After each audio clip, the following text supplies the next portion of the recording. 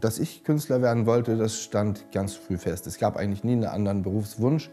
Das liegt vielleicht einmal an dem Wort freies Leben. Nicht, dass es passt als Künstlername, so habe ich damals überhaupt nicht gedacht, aber ich fand das als Lebensideal sehr wichtig. Ich möchte es nicht unbedingt verallgemeinern, und doch kann man es immer wieder beobachten, dass es einen gesellschaftlich-menschlichen Konsens darüber zu geben scheint, es gibt etwas wie eine Seele.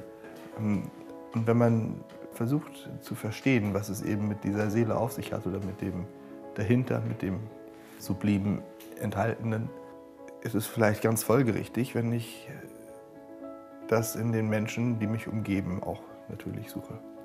Und versuche herauszufinden, nicht nur, was hat es mit dem oder der auf sich, sondern auch, wo steckt das? Wo finde ich das? Woran erkennt man das? Wir haben nichts anderes als das Äußere, von dem wir auf das Innere schließen können. Schon deshalb ist das Thema Form so schön. Wir können mit Formen umgehen, wir können sie verstehen.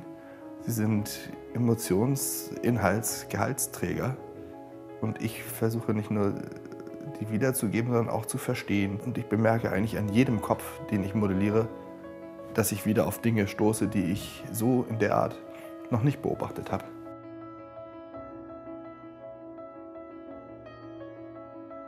Entscheidend für mich war dann tatsächlich die Initiative, dass ich anfangen wollte,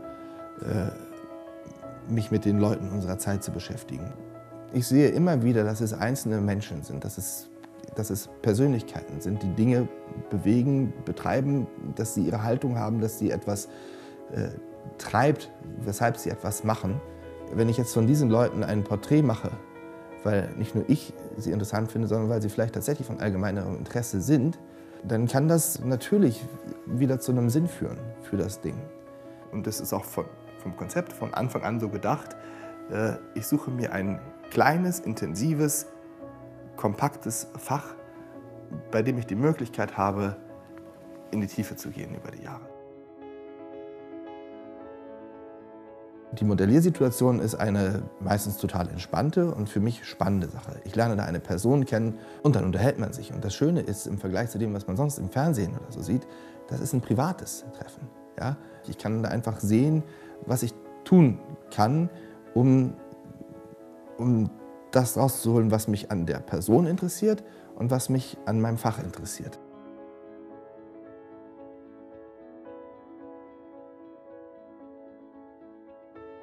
Wer mich kennt, weiß, dass mich immer interessiert, wie ist eine Sache gemacht. Dieses Wie, was kommt da rum und wie kommt es dazu, dass das rumkommt. Und das ist sowohl eine Sache natürlich auf Seiten des Betrachters, aber es gibt auch immer das Werk, das die Sache auslöst. Bei dem einen passiert durch das Werk das, bei dem anderen das, aber es gibt für den wie für den die Ursache in der Arbeit.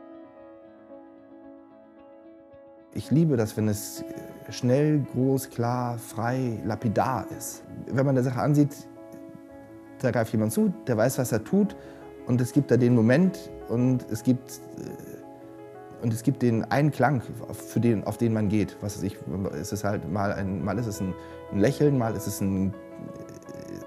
was Lautes oder was, ist es egal. Aber man sucht von Anfang bis zum Ende das eine Ding, und es gibt jetzt nicht dieses Stadium, ich muss jetzt lange knödeln, bis es passt, sondern ich setze das jetzt und dann gelingt das irgendwie auch.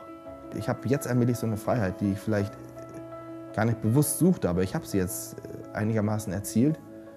Und das ist, ja, ich bin mal gespannt, wohin mich das jetzt führt. Ne? Also da habe ich auch viele Sachen noch im Kopf. Mich treibt endlose Sehnsucht an.